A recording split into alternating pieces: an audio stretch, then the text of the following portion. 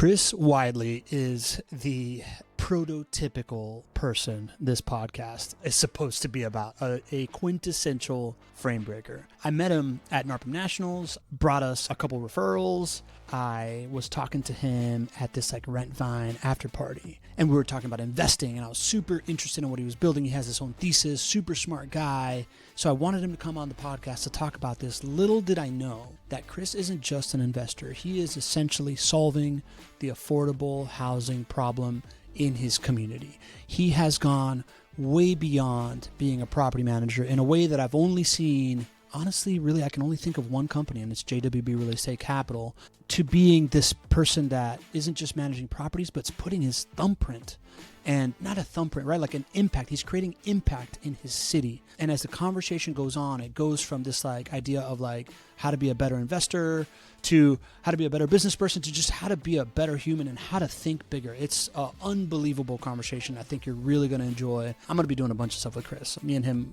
are becoming fast friends. So enjoy this conversation with Chris Weidley.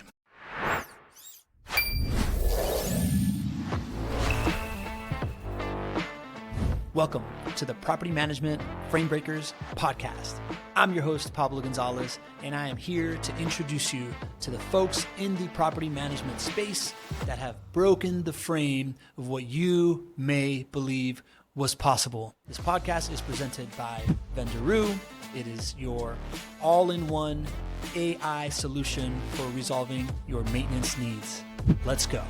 For this podcast, and we may or may not already be in the middle of the podcast, depends on how we want to start this thing. What I'm super interested in hearing from you is we started talking in Orlando about your thesis of investing. And I want to hear your thesis. I want to talk about how you're deploying that and how you've built your property management company around, being investor first is how I understand it. Does that sound good? So, and I guess I should have my thesis more articulated. I have several master's degrees, so I should know how to write a great thesis. But this whole process started with survival, and then it became taking advantage of opportunities. I used to say all the time, I'm just an opportunist. I'll whatever kind of comes down the pike, as long as I have time for it and it's right, then why wouldn't you do that, right? Which really leads into conversation we just had, kind of off air, whether it's on, whatever goes on. But this ability to zero in on the things that you can do, not letting things distract you. And the more successful you are, the harder that is to do. So I would say right now where we are, we're zeroing more into our value systems, and that's solving problems. I think you're saying, hey, Chris, what do you do every day? I solve problems. Now, that can be inside the company, right? Which I really should be hiring people to solve the problems inside my company by and large, right? I should only be dealing with the below water stuff. But for me, it's what are the big problems facing our society, our country, my community, right? So affordable housing is one of the big problems in our society. And you type in affordable housing crisis in America, everybody's talking about it. Congressmen, everybody's talking about it. It's all over Wall Street Journal. How do we solve this? How do we solve this, right? So that's a space that I think I'm going to spend the rest of my life being in, even though I have some really nice market rate professional housing. I'm building, a $2 million addition to the building I'm doing right now of basically professional housing, but that's all going to be surrounded with affordable housing as well. So that's really my thesis. And boy, to dovetail that in on management, and boy, I learned this the hard way, or I'm learning it the hard way, is that affordable housing is hard to manage. So for every 10 professional houses I have, professional apartments I have, right? One affordable house, all right, takes as much time as the other 10. And those 10 are more than 10 times the income, right? So it's really a value system we have, but I do believe solving it, Musk said this not too long ago, to the level of problems you solve, you get compensated for. So we're doing some cool stuff, and gosh, we could spend hours talking about how we're trying to accomplish that. But I think I answered your question with that, the thesis and how it dovetails. I think this is a perfect setup for a conversation that I'm dying to have, right?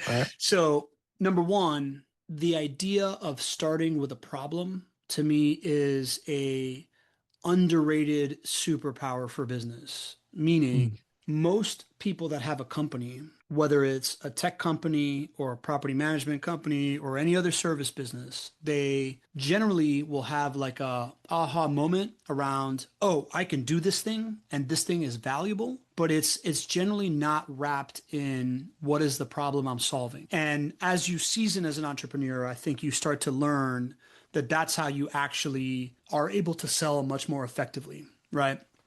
And I think the biggest, most attractive problems that lead to the most profitability come during giant changes of context, right? Like what we're talking about right now, this affordability crisis, this is something that has sprung onto the American collective psyche over the last, I don't know, 4 years since COVID. Once, Hmm. once like housing shot up the roof and then interest rates followed. And now we're in this like giant affordability crisis. And being able to like root yourself in a giant context shift to me is like it's the best way to play for like a really really large prize, right? Like I think that great wealth gets Yeah. created when these contexts Yes. change, and all of a sudden now there's a big problem and a big reason for why you need to solve it, and now people are ready to act, right? Like this idea of rooting in problem and context change is usually the why now do business with you kind of piece. And I just want to throw that Yeah. out there and Yeah. see what your reaction is to that. Oh, I mean, you're hitting it on the head, and I mean, I know we're going to get to AI here pretty quickly. Obviously, big fan of Vendoroo, use Vendoroo, love Vendoroo, working with it every day, we're getting better with it. But we get to me, there's two waves I'm riding, and I'm trying to stay on the very front end of those. One is the affordable housing crisis, Mm-hmm. right? We have some really really creative solutions. In fact, I was just meeting with like very high level state officials in Pennsylvania here this week.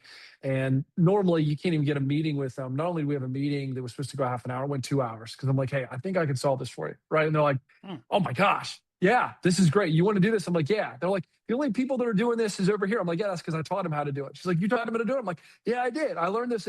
So we're like the front wave of that, right? Of like, we're solving these problems, figuring out how to connect people that don't normally talk to each other, programs that don't normally talk to each other, connect those together. And then at the same time, you got this AI wave, right? Everyone knows it's coming. It's this big. Is it? You call it a supersonic tsunami? Is that the words you used in the I past? don't know. I don't know if I've ever used that, but I think I want to start using You that for see, sure. that's Yeah. free. That's free. You created that in my mind.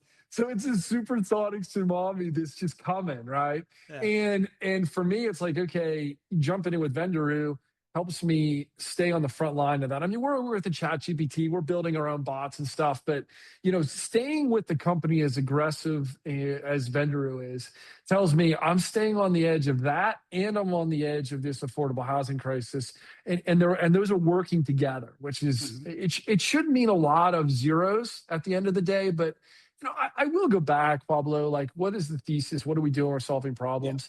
At the end of the day, if you're doing things for money, boy, it's a shallow life. And then you're always asking yourself, how much is enough? I just got off the phone. I was trying to raise some money for a YMCA we're building here in town, and a great guy, been in business a very long time, and we were kind of lamenting of it's like, hey, how much is enough? He's like, I'm tired. I'm trying to figure out how to get out of this, and why am I doing this?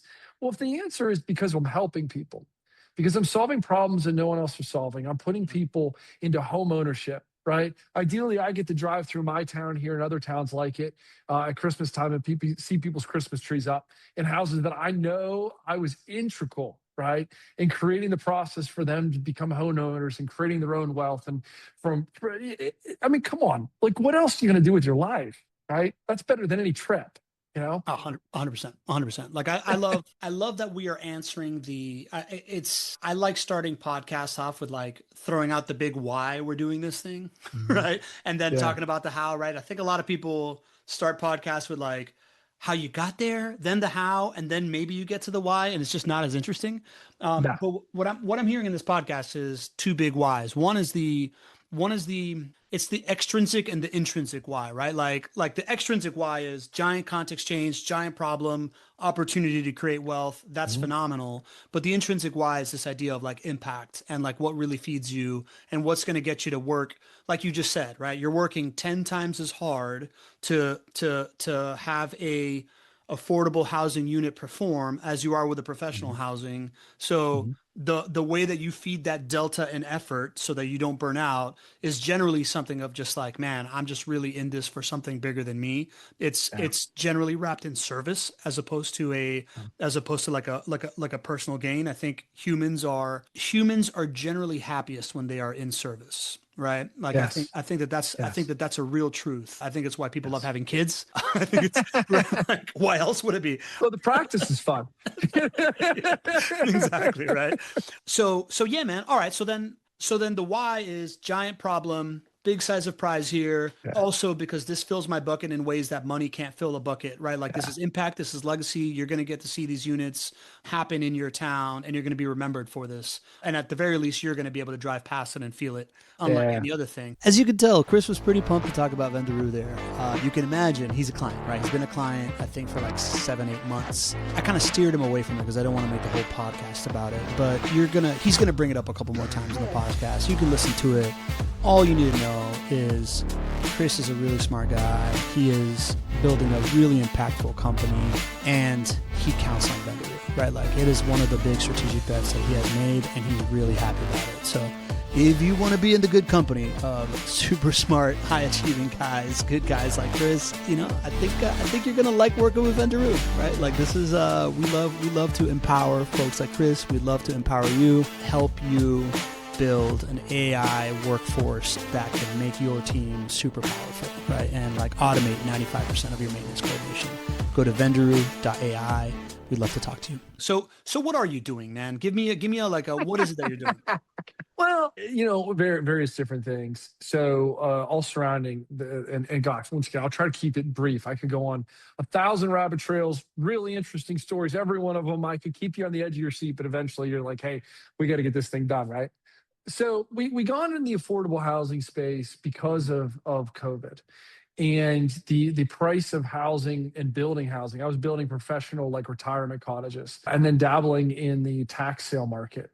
So when COVID hit, I realized, price of lumber went, triple, quadrupled, I mean, just went insane, right? So I wasn't going to build new stuff anymore. I was like, where am I going to go? And I said, well, I'm going to renovate stuff. Right. So that kind of took me unknowingly into this space of affordable housing. I would have never consciously gone there. Okay. I really started leaning into tax sales and really starting to understand that. So I kind of became like I'll have attorneys call me like, hey, how do you do this? I'm like, yeah, like I know how to do this better than attorneys know how to do it. Like I know all the rules. I know how to clean liens. Everything goes on with it. So I'm able to go to these tax sales and for a long time there, I was able to go and be the biggest buyer of tax sale properties in several counties. And we just go on and just clean up. I just clean up. And then we started doing the evolution of that was we went in and we tried to redo a ward of a city. So it was about 500 house block that had been blighted, a lot of violence, gangs, drugs. In fact, I believe the drug cartels were pretty involved down there. So we kind of went in and we're like, hey, what happens if we drop a few $1 million in this thing? Right? Like how many houses can we get done for that? And what happens? So we saw like that entire neighborhood change and like, the drugs leave and the gang houses. And I could tell you all sorts of crazy stories. And in the process of that, we started understanding something called a PPP, a public-private partnership. All right. Yeah. And that's the fun stuff. Yeah. All right. Because government has all the tools to clean up their cities. But left to their own devices, governments do not develop property. They do not solve problems really well. That's where the private sector comes in. Okay. So, creativity, obviously I'm going to make some dollars on this. I can control my expenses better than the government, etc. I can fire easier. I can hire easier. Everything you can think of that goes along those lines. So that became something. So we kind of stepped into a world where government started just giving us houses, which was kind of fun, right?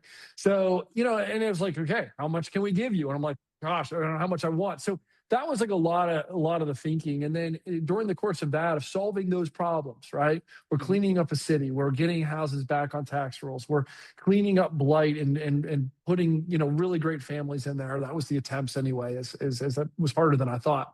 Then we kind of fell into the structure of the wind right now. I'm actually in the building right now here, but we moved our offices here. But it's about 150,000 square foot, old junior high school that turned into 53 apartments and a lot of other space that yet to be developed. So we we bought that because it was just kind of like the next logical thing for us to do. It just kind of showed up. And now we're doing that PPP at a whole nother level, as well as working on all of the houses around us. So there's a little bit of blight connecting where we are about 3-4 blocks down to where millions and millions of dollars just went into Main Street in Altoona, Pennsylvania. So I've got a plan where we're going to go in, and that's why I was meeting with some high-level agents in Pennsylvania to redo all that blight, turn it into single-family housing owned by single-family people that don't know they can own a house yet.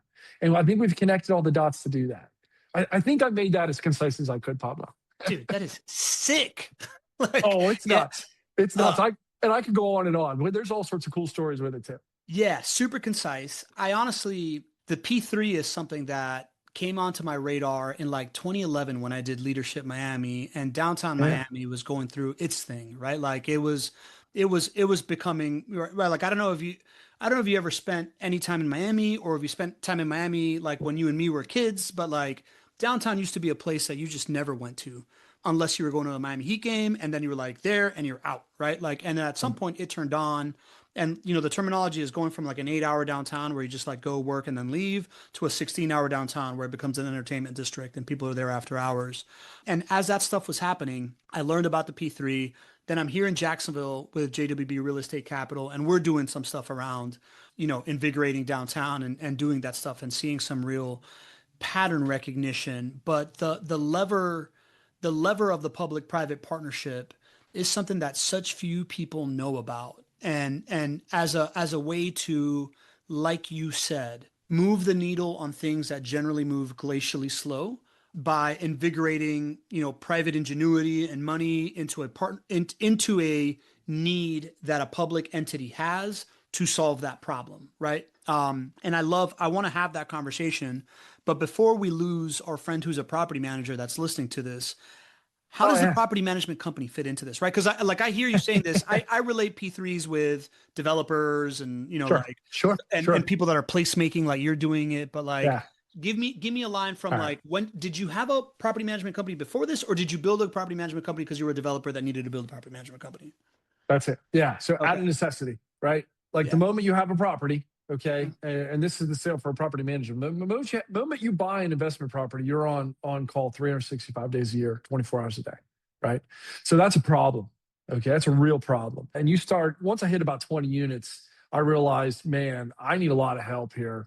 This is getting out of hand because I was also building and doing all the stuff I really enjoy doing. So we've been through this painstaking process over the last 7 years or so of actually really truly building a company.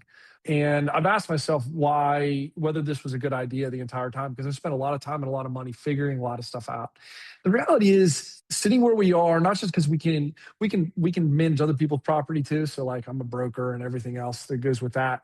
But I'll tell you, the level that we're able to do it, the level that I care about my properties performing, nobody else was going to give me that I know of. Mhm. And that's not kicking dirt on anybody that does property management in my area or anywhere, but like yeah, you're going to treat your rental car a little different than you treat the car, the brand new sports car that you bought, right? You're just going to treat it differently. And I want my properties treated this way, and I can treat other people's properties that way, and that's where Vendoroo really kind of intersects, right? We're riding the front of this wave. Like, why is Vendoroo so important? Why is AI so important? Because there's an enormous amount of tasks that need done. All right. Especially as you start scaling up. And the scaling is just so freaking hard because you either have too many people working for you, not enough money, or not enough people working for you. You're still not sitting on cash because you're losing money on the property management side because you're not collecting the rent, you're not optimizing your rents, you're not staying on the front end of it, you're making mistakes, et cetera, et cetera. So the ability to have something that we can train that's as advanced as Vendoroo, for instance, right?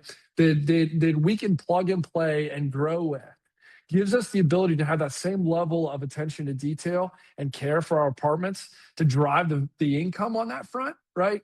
And stay sane in the process. It's been a cool connection already, and it's just in its infancy, in my opinion. We're clipping that for an ad for sure. Uh, Dude, that's awesome, man. I love hearing you say that, We call that on our end working title, and it's been working for a while. It's called fixed cost scaling, right? Yeah. It's exactly what you just said, right? Like you always either have too much work and not enough people, or too many people and not enough work. That is the nature of a service business, and the pain for that for an owner is like right sizing that piece in a way that doesn't throw off your profitability metrics, so that you can continue to plan and invest and grow your business however you want to do it, without this like risk of taking on too much too soon and that affecting all the things that's already working for you, and while being able to provide a consistent experience for your stakeholders, right? Like, so I love hearing that in your own words. When did you realize that that was the, like, what, like, Vendoroo aside, right? Like, were you did you know as a business owner that this is what I need to find from AI? Or did you buy AI because you were trying to go AI route and then you realized that this was the benefit? Because you, like, understanding this as an operator in that benefit that's not generally like the aha moment for people until they've like experienced it, kind of thing, right? Mhm. So I wonder when you realized that that was a strategic advantage, or when, was it before or after the purchase process? Before I purchased Brent Vendor, is that what you're asking? Yeah. So I think one of the jobs of a CEO is having his ear to the ground, listening to the things coming his way, right? Really, really being in tune with, okay, this is the new waves. These are the things we need to integrate, because if we don't, we're going to die, and that's the truth of business. As soon as you stop innovating, you die. I mean, Kmart, Sears, these are huge companies. They no longer exist, right? Because they didn't innovate. So that's always should be on the top of your mind as the CEO of whatever company you are. So I'm reading, I'm listening, I'm listening to podcasts. You listen to Musk on Rogan a couple of times. You're like, shoot, this is something. There's something coming. So I actually it was the first of the year I normally set all my goals and things like that. So the beginning of 2025, Christmas time of 2024, I said, this year I'm going to figure out a way to be tuned into AI. Right? I need to figure out how to grow with it and figure out what the heck it is and how it affects my business and what might even be an opportunity, right? You mess with chat GPT. I mean, it's such elementary levels, and it's so different of a company, or a different of a tool. It's just completely out of the box. You're trying to wrap your head around it, like your arms, you're trying to get it. So, honestly, it was Facebook. And I just kept seeing your face, Pablo. I'm watching, I'm like, we probably should give them a call. Because if nothing else, if all we learn from Vendoroo is what is possible, that's where I need to be right now as a CEO. So that's why we kind of get in. And then I was blown away with like the receptionist. Like that still blows my mind. And we're in like the beta program, and Juan's like hooking us up, and like we're training it. And I'm like, oh my gosh, like cutting out tens of hours a week, potentially hundreds of hours a week as we grow, of just savings, of just monotony. I can't believe how good it was already. And from the moment I started, what, 5, 6 months ago till now, I mean, it's that much better. It's fantastic. So that's really how I got here. And honestly, that's kind of still where I'm at too. I'm still like, okay, as long as I stay plugged in with Vendoroo, I'm going to be on the front end of that wave. And to me, that's more valuable than anything Vendoroo is doing for me right now. We could definitely make this a 45-minute long endorsement of Vendoroo, and I'm very tempted to do it. It's cool, man. Yeah, yeah, yeah. I would rather just have like another call. If you're Yeah, if hit you're me up. like, What do you want to talk about? yeah, yeah, yeah. If you're this prone to giving us testimonials, let's just do that on a separate thing. Okay. I want this to Yeah. be, first of all, I think it's crazy that you joined 5 months ago and you were that impressed by the receptionist, knowing what we know now of like where the reception is now, like versus before. Like, I'm like, oh my God, that's right. That was cutting edge 5 months ago, Mhm. but AI Was doubles in capacity every 6 months. So like every six six. Yeah. months later, it's like it looks like ancient technology and you're writing it. I think that's really, really cool, man. So clearly you're a big thinker, man. Like, as I'm reliving this conversation in my head instantly as it's happening.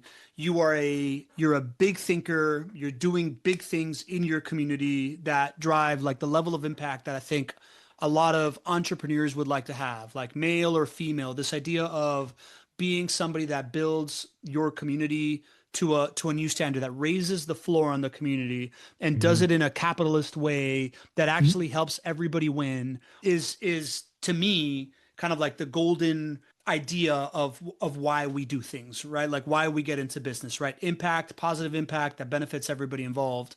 And I wanna key in on someone listening to this podcast, right? Likely a property manager, most likely not doing the stuff that you're doing, right? Like I think what you're Mhm. doing is really, really unique.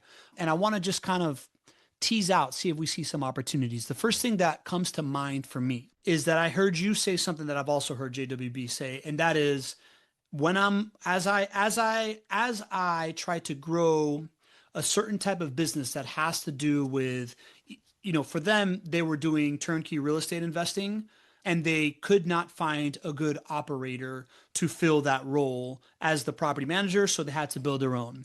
You were doing real estate development, you were getting into, like you were doing mixed, it seems like a mixed demographic use real estate development where you have professional homes getting into affordability. You needed to find a great operator, so you built your own.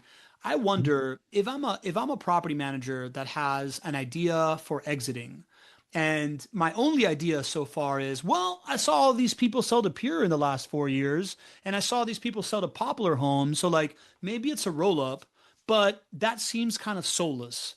What Chris is saying right now is really intriguing me of, can I find a developer that is trying to make an impact in the city and working on these kinds of things in the city I live in, and maybe cut a partnership where they acquire my property management company or they partner with me to then build this thing as like a design, build, operate kind of like Mhm. development arm for somebody doing good in their community.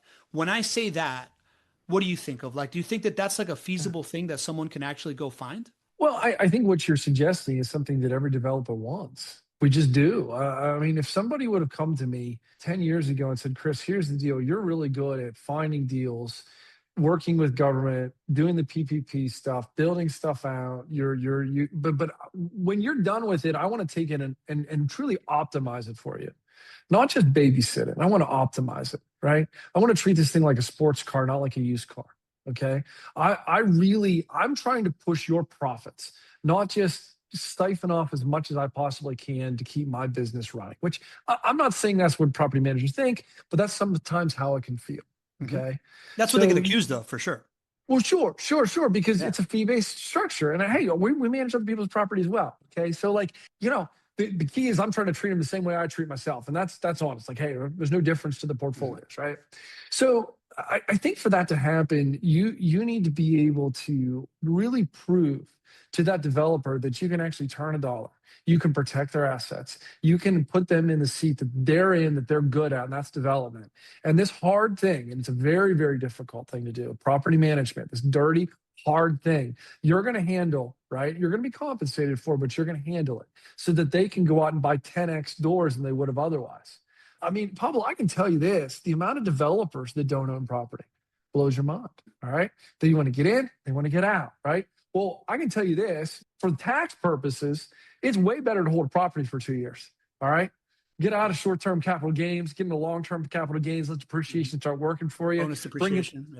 bring in some high-dollar investors that can take advantage of that depreciation. Doctors that are getting pounded by the government and taxes. Why don't you let them eat some of that depreciation out? Right. Those are the partnerships that really should be happening. But sometimes it's hard to garner that trust. And even in my own world, I kind of keep everything in my own basket here. So, I haven't worked with that many other people. I'd like to. But, developing that trust and making sure it's a win-win across the board, that's been difficult for me. And maybe it's because I'm greedy, because I'm like doing my thing and figuring it out. I'm like, man, why would I give this away? But the end of the world is, well, we can help more people. If that's really my value system, we can help more people spread out the wealth. But that property manager, let me put it this way. So there's three different ways you develop equity in development. Okay. One is buy. Nothing's even close to it. That's the number one thing. All right. You buy well, you'll sell what the market will sell it for if you're lucky to be hit the right cycle. But you can dictate what you buy things for. Nobody makes you buy something. Number two, you can develop and push and force equity by renovating, optimizing the units, bricks and mortar, right? Hey, this really should be 3 units, not 2, whatever you're talking about there, okay? All the way up to working with government officials and stuff like that, get things rezoned, et cetera. Mhm. Number three is management. And everything falls apart if management does not provide a fantastic product front and back side. If they don't have a good product to sell, they can't sell anything. If they've got a great product to sell, the best, the best unit for the right price range in the right area, but they have a really crappy frontline system. If it takes you 2 weeks to get an application done, if it takes you 3 days to get a key to your apartment, right? If no one answers the phone when they call, right? Then it all falls apart. And what's different from a property management side, okay, as it is to the owner side, the owner's the one taking the hits on all of those failures. The property manager may not, get their percentage that month, or they may end up losing the client. But at the end of the day, they can just reload. But for that investor, and I'm telling you, this is a hard time to be an investor right now as interest rates have risen and all sorts of stuff have happened. Once you get behind, and a lot of times that happens because somebody didn't manage things right. You are so screwed. You lose everything you worked so hard for in an instant in a downturn.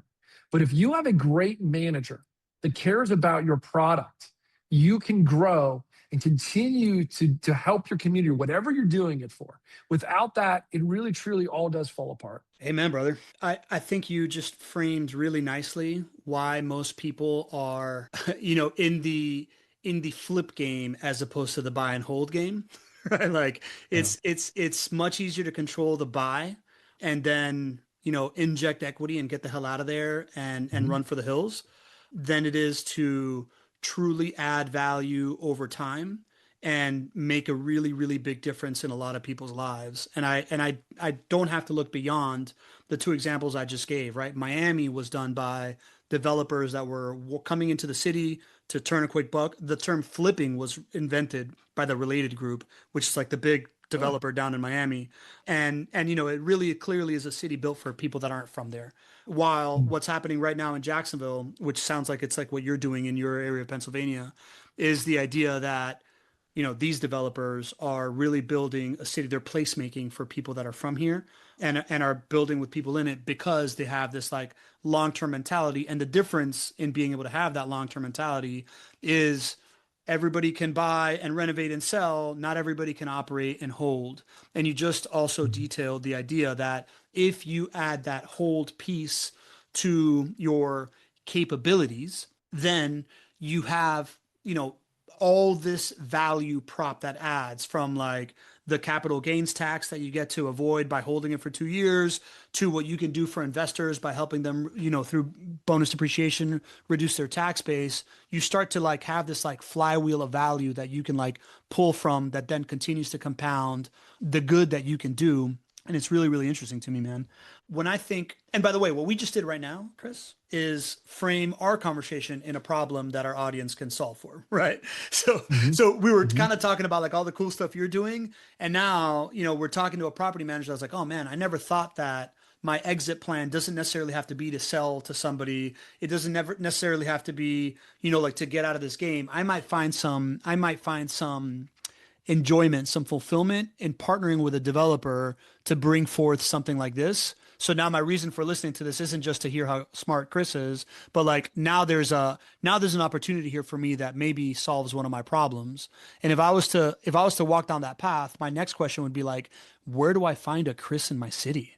Right? Like so I'm curious for you, having been a developer, taking this like path towards seeing the value in affordable housing and starting to get involved in the city. Where are the places that people like you hang out, right? Like how did you start when you were a developer before you started having these bigger plans?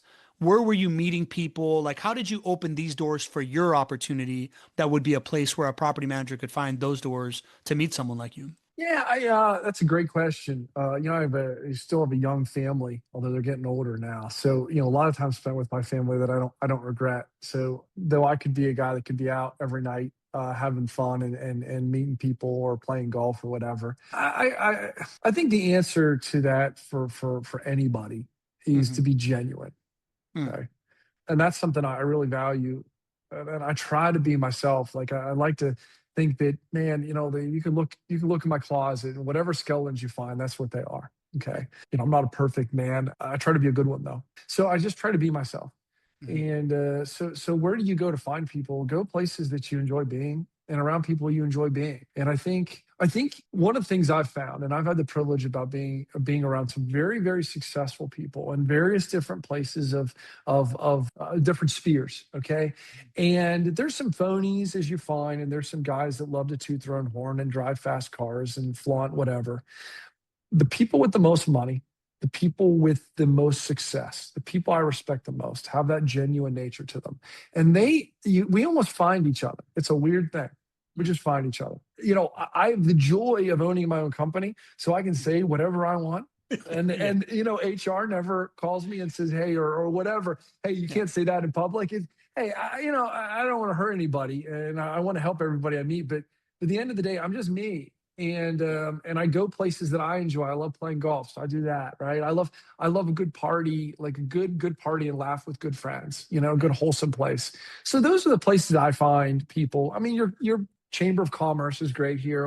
I've done that, and you just networking to me. It just one. It's a multiplication, and you can't. It's not linear. You can't Yeah. plan it out. Well, I'm going to meet this person, then I'll meet this. You add value wherever you go. You're honest wherever you go. You're yourself wherever you go. And I think you'll find the people you're supposed to be around. I don't know if that's the right answer, but that's mine.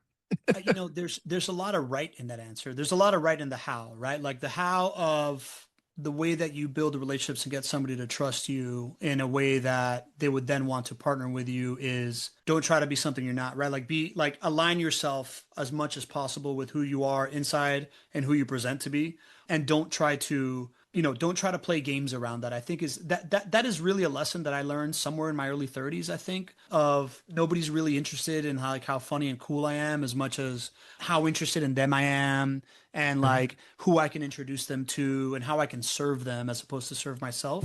And then showing up in rooms, the other concept of like being like networking being nonlinear, I think is really really valuable. I think you show up and you serve, and it feels like sometimes you're just like, man, what's the point of me being in that room when I've been in that room 10 other times? But you really never know when that one relationship that happens, you meet that one relationship, and because of the other 10 times you were in that room, that relationship can go ask 10 other people if you're truly legit. So you're really Yeah. building this like foundation that compounds, that I think is really really interesting. I think the question I was asking is kind of it also had the where, right? Like, Yeah. and I think when you're raising a young family and stuff like that, I understand that you're using your time in the things that feed your soul. But I think there's like a real key to being a good networker in knowing what rooms you need to be in to like spread the surface area of luck.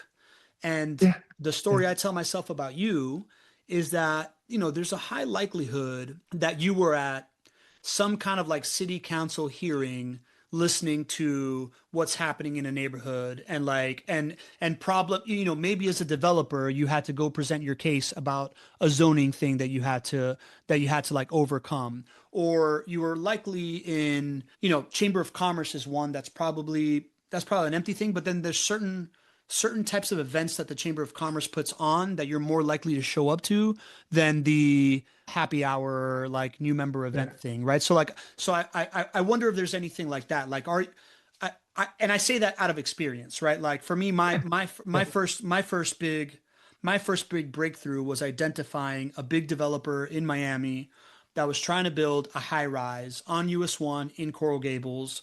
Coral Gables is a low density, high income area. Nobody wants a high rise in their backyard, but it was across from University of Miami on top of a metro rail station. So I knew it was transit oriented development. And I knew that if I was, and he was having a hell of a time doing it. So I was going to his hearings. And because I went to his hearings, I knew that if I could create an event around why it's important to have public transportation happening in Miami, I could invite that dude. I could invite a politician on the board of one of the charities I was on the board of, and I could create that introduction in that moment, which would Mhm. then have me be a person of value, right? So, I again, I'm just kind of like lobbing it over the fence to the Yeah. type of stuff that leads to that. And I think it goes back to that first question, like solve a problem, right? The problem was, hey, nobody wanted a high rise here because they don't, right? It's probably a good idea. right? And so how do you get that done, and how do you connect people? He's become a very, very good friend of mine, one of my closest friends. He's a very successful businessman, and he had lunch with me at the request of his father when I first moved back to this area, and I was just cutting grass all day. That was what I did. Okay. And as low, I was doing what I did when I was 11 years old. That was my first business. And I remember sitting across from him, and I said, "What do you want out of this meeting?" And he's like, "What do you mean?" I was like, "Well, why did you meet with me?" This is a very wealthy, very influential person, and very well known. And he says, "I just try to help people, Chris." And I sat there, and I said, "This is the most dangerous mother trucker I've ever met in my life." Because literally all he does all day is just try to help people while he runs his business. Boy, you want to put yourself in a place where good things happen.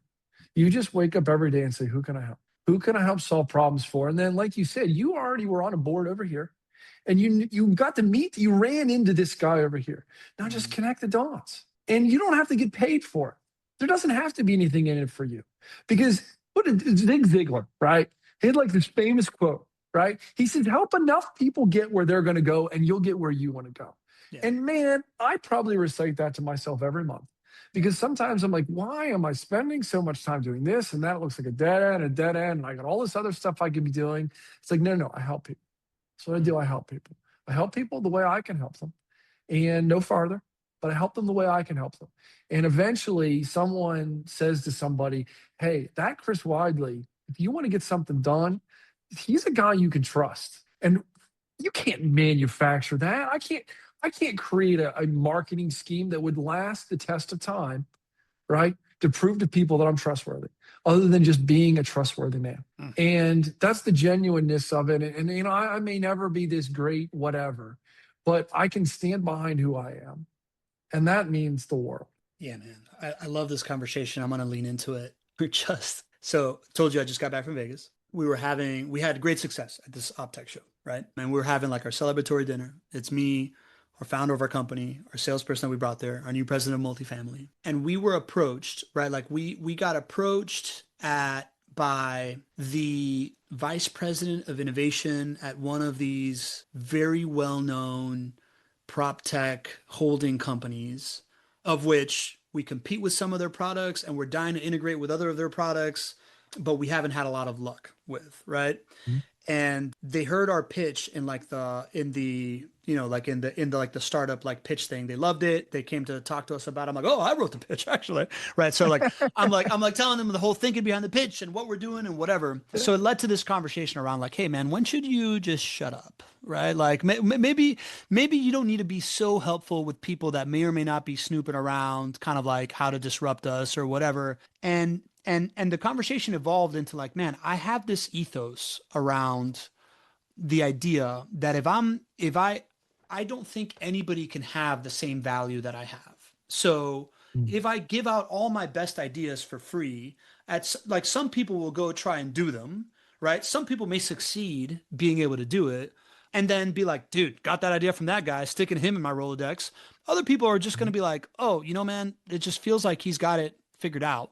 Right. So why don't we go talk to them about it? Reza challenged me. He's like, "Don't you think that that's like you covering something up?" And I was like, I guess what I'm covering up is that I rather always be able to like not lie because I feel like I'm capable of lying if I really needed to, right? Like if you want to be a world-class bullshit artist, I can totally do it. But I rather not keep track of that stuff. And I think that the winning strategy long term, it might be harder to be 100% authentic all the time. But at the end of the day, it's more defensible long term, and it creates a bigger moat around you than you could possibly do it by trying to think of who do I give this piece of information to and who I don't. But the other side of that is you often get challenged around like, "Hey man, don't you think you just gave a little bit too much of the sauce there?" Do you ever run into that? Like, do you ever either question yourself on like how much sauce am I giving away, or have people around you being like, "Yo, Chris, maybe cool it with the sauce, man"? Well, Pablo, I think you and I, if you did like a personality thing, we're probably like identical. If I were to guess, right? I liked you from the moment I met you at NARPM there. Yeah. Yeah, man. I mean, shoot, I just run my mouth and why did I say that, or Yeah. or proprietary information, right? I mean, there's like I brushed on to some things here where if I went into depth, I'm giving away some sauce. I'm telling you, like we figured some stuff out, right? At the same time, why are we here? Are we here to protect what we have, Mm. right? Or are we here to benefit the people God put us around? And if you spend your life trying to keep what you have, I think you will be a nasty old man. But if you're willing to give it away, right? Like Jesus, he says, if anyone takes, right, a coat from you, right, give him your shirt too. Mm. If someone says, you have to go a mile with me, which was the law in the Roman days, they can make you go carry their stuff for a mile. Don't stop at a mile, go two, right? Or what are they going to steal from you, right? I in my business right now as an owner of property, people are stealing from me every day, enormous amounts of money, right?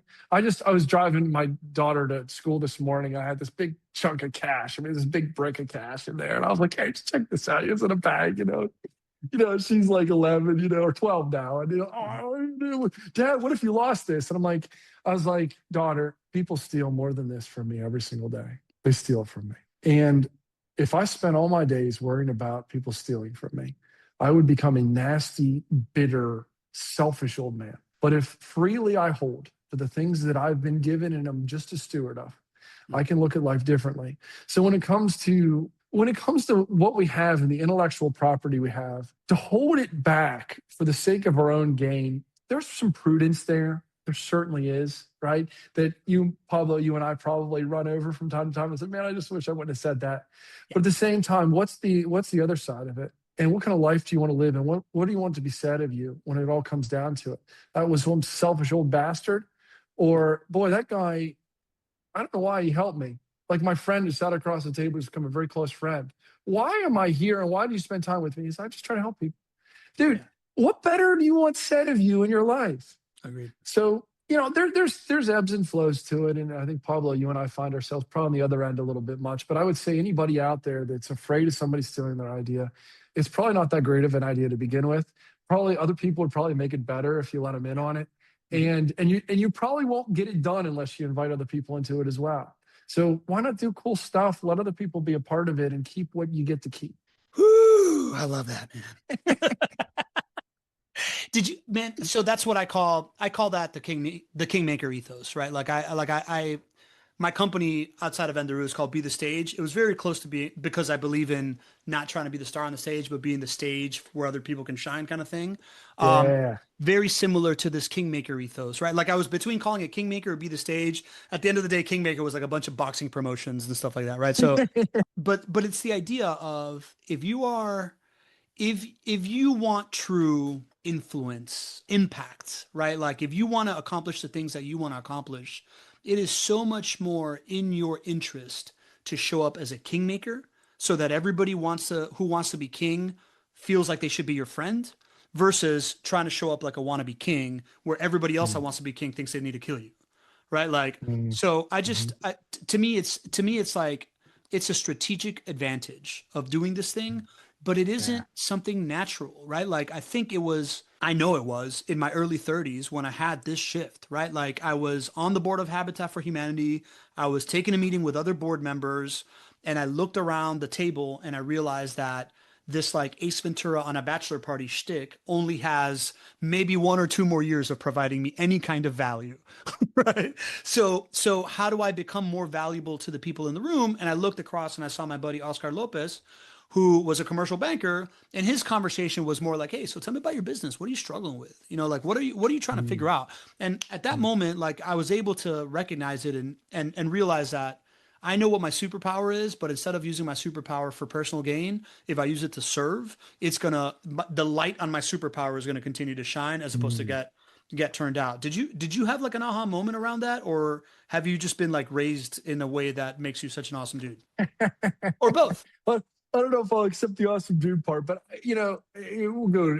You asked the question, I'll give you the answer to it. Yeah. I was really meditating on this the other day. I was about 14 years old. Jesus got a hold of my life in just a very, very powerful way, more than just a belief system, but boy, just a personal relationship, a deep personal relationship that just So that was like 28 years ago. And I've spent almost every morning from then until now with my Bible open and letting God do that inner work, right? Where when I was a young man, I would read the Bible and I'd say, okay, these things must be true because I read them here. Okay. Because I have this relationship with Jesus where I know he's real. Like strange, I know he's real. So I know these things must be true then. And now as an older man, not an old man, having lived and lived many lifetimes though, okay, accomplished many things, more than I ever thought I would. I now read the Bible every morning. I look and I say, that's right. Oh, that's right. Oh, that's right. Right. Oh, that's right. And that's a very different way to experience the Bible. And I think that's the every morning, the every day, God just cultivating the inner man of me. I used to pray as a young man. I still do now. God, don't take me anywhere my character can't keep me. And boy, has he answered that prayer in ways I wish he wouldn't have at times, where he's removed me from places of leadership, where he's humbled me, kept me from success. Unrealistically, it seems like, man, why didn't this work more? And he's cultivating this character where I get to stay where he takes me. And that is way better than being a flash pan Ace Ventura on a bachelor party. I love that, right? Going in, using, because Pablo, you and I are very similar. Once again, our charisma, we can carry a room. We take it over, right? We can take it over, right? If we want to, right? But it's that development of the inner man every day, systematically, I believe, with the Holy Spirit, God himself doing that inside of me, that drives these things in where someone does steal something from me. I'm actually able to sit there in a magistrate as they're literally staying in my place, stealing from me every day, using my utilities, actually peeing on the floor in front of me. All right, what are you going to do about it, Weidley? And I'm not angry.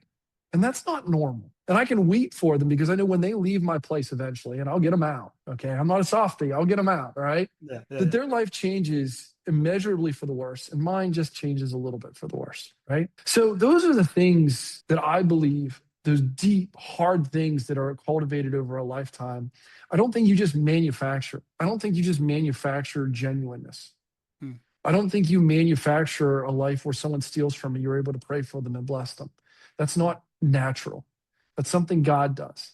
So I think that's at the center of everything. And not to make it, sometimes bring God in the picture. People think you're stupid or a fanatic or whatever. But I can tell you my success, and I anticipate long-term success, derives from those deep, hard things being driven in me, oftentimes through hard times, as he walks alongside of me, telling me, Chris, it's going to be okay. I got you. I guess that's the answer to your question there. Yeah.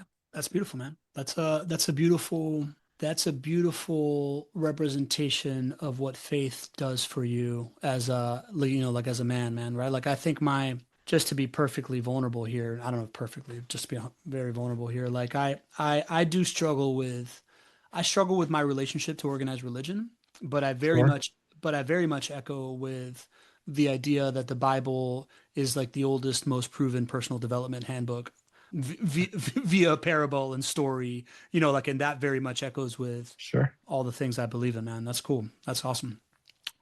How do we get more people to know about you? Like, are you making content? Do you have like a podcast? Like I see you as this like very attractive figure that I want the world to know about. This podcast is only just kind of the beginning. You clearly have a well-known inside the rooms of your hometown personal brand. What is your thinking of beyond that? Like, are you putting your name out there? Are you kind of like evangelizing these like beliefs that you believe in, like beyond like the scope of your business and the walls that you're in? Have you thought about that? Pablo, and maybe that's something you could help me with. I was a pastor. That's what I went to school to be a pastor. I started my own church for 7 years. Okay. God called me out of that and he shut my mouth in many ways. I love to communicate. Now I get to serve him in vast ways more than I ever did when I was a pastor before. So it's not like I lament that, but I am wondering what it looks like as I step into this next realm. I love to communicate. I love to encourage, impact, challenge. I love to talk about Jesus in impactful ways that will help your business.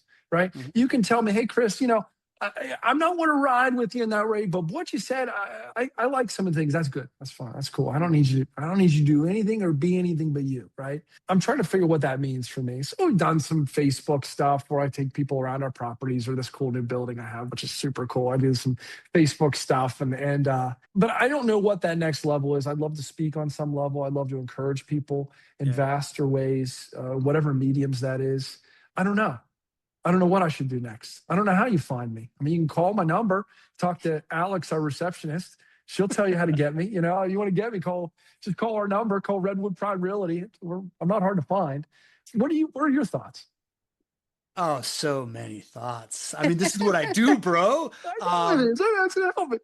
Yeah, yeah. Listen, man, I think that this is a whole nother conversation, but like I would, what I heard from you in there that I thought was really, really interesting is, and correct me if I'm wrong, because I'm not in these circles, but like who out there is teaching the messages of Christianity from an entrepreneurial lens, I think is a very compelling Venn diagram of a content stream. So that's the first thing that pinged for me as a guy that looks for like what's the interesting through line here.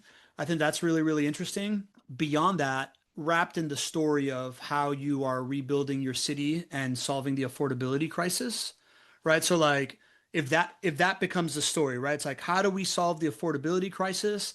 And I myself, Chris Weidley is going to do this by using the lens of the teachings of Christianity to do it. Mhm. And by the way, I'm a hardcore capitalist. So, right? Yeah, Like yeah, when you I say those understand. three things, people are like, I'll say what now? Right? Yeah, Like, yeah. right, that's something to lean in. And then how you do that, I think based on your skill set, which is obviously a great communicator, I think a podcast is a really, really good medium as a way to start that. And what I would do is kind of like think of, hey, who are the people that I really, really want to promote that are doing great things in my town? Who are the peoples in other towns that are doing things similar to like what I'm doing that I'm drawing inspiration from? Who are the people on my team? Who are the people that have benefited from the things that I'm doing? How do I have those conversations with folks and start it with like the thing that they're bringing to the table and then reverse engineer it into like, yeah, cool, everything you're saying, I see it as this way from like the lens of like Christianity and how I put that lens on the world. That's the content strategy, right? Like what you start with those conversations, you take those conversations and turn them into audio, video, short video, transcribe it and write newsletters about it. I mean, it's essentially the same exact playbook I'm doing here of how do I find property managers that are like on the fringes of doing really, really like non-obvious things that are leading to like different results. And how do I tie that back to the idea that those property managers that are doing that are also people that are exploring AI and doing things different and aren't afraid to fail and are willing to like do these kinds of things because then that serves my narrative. But I'm doing that by promoting their narrative, right? So I don't know. That was a lot, but I don't No, know. it's good. Thank you. Thank you. It's what kind of like support system do you need to pull that off? Because like, I mean, I'm running my company every day. That's the hard thing, right? Yeah. You know, we're doing, I mean, shoot, I don't barely have time for my family, that's the shame of it, right? So Yeah. like, okay, now I'm going to like create all this content, I mean, it takes a lot of energy, doesn't it? I mean, It takes a lot less these days than it did when I started doing it, man, right? yeah. Cause AI. Yeah, that's right. Right? So, I mean, listen, dude, the simple answer is I think that you could have a $6 an hour VA that kind of like mobilizes the entire thing for you. And what Interesting. that person is doing is like if you take a 30-minute meeting with them a week and say, and they, like you just kind of like run through, okay, like you got to do some thinking, right? It sounds like you're a meditative guy. You have some time where you like think to yourself and you map out, just go, like replay what I just said, right? Like who are the people that I want to promote in my hometown that are doing things that I want to be a part of? Who are the people that I emulate in other towns that are doing things similar to me that I'm learning from? Mhm. Who are the Mhm. folks that I'm partnering with to do this stuff? Who are the people that are benefiting from the stuff that I'm doing? Kind of like have that mapped out in your head and think, okay, so I want you to reach out to this person, this person, and this person to coordinate a 1 hour conversation with them around this is the thing that I see for them. You start there, right? Like they schedule that when you have these conversations. You take this, this recording, you throw it into tools like the script that will then create a transcript and will allow people to edit. You tell them to pick out like the most interesting parts of it and post edit it into like shorter clips. Yeah, Ah, yeah.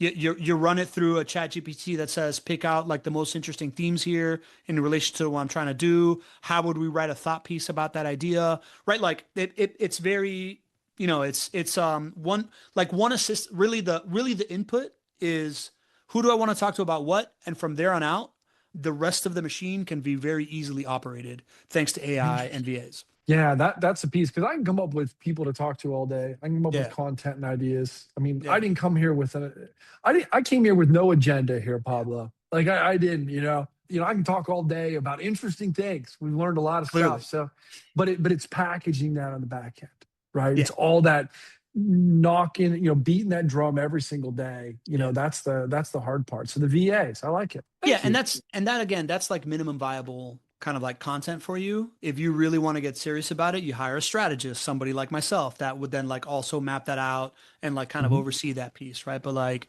it's easier than you think as like a minimum viable content operational piece for someone like you. I think you could spin it up pretty quickly, and then getting results from it is the journey. Right. Yeah. What's it? Yeah. Fortunately, I have something else that pays my bills. So I could, yeah, I can Yeah. pay. I can pay a bunch of $6 VAs for a while. It'll be all right. But no, Yeah, yeah, thank yeah. you. I appreciate that. Dude, listen, man, I want to I think this is a good moment to wrap it up and Yeah, saying yeah. I'm really pumped. It's like the universe conspires in favor of those following their dreams. Call that serendipity, call them Sure, that like God sure. has a plan for Yeah, everybody, right? yeah, Like I think we crossed paths at the exact moment when we should have crossed paths. And yeah.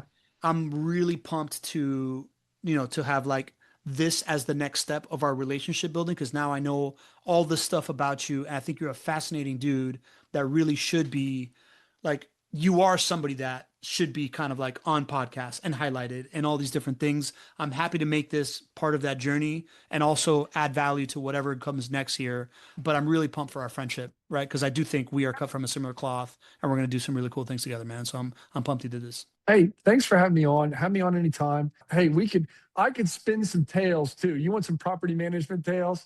I got some great property management tales. We could do, remember little tales from the crypt? We Yeah. could say tales Tales from from the the crypts. Weidley. Yeah. I'd see I put a special hat on and I start telling you things you can't Dude, believe are true. I love that you're saying this right now because I was just talking to Jonathan Cook about how, there's the sales coaches that put on sales events, and then there's like the process coaches that put on process events. Who's out there putting a property manager storytellers event? Right? Mm. And the stories that are in property Oh, management, oh, oh. rich. You can't. You can't. It's stranger than fiction. You Yeah. can't, you Yeah. So know, you bet your ass. I'm gonna put on like a hit me property up. management storytellers event at Broker Owner. I guarantee you it, man. Hit me up. I'm Done. there. Deal. Deal. Chris, I appreciate you, man. Thank you for doing this.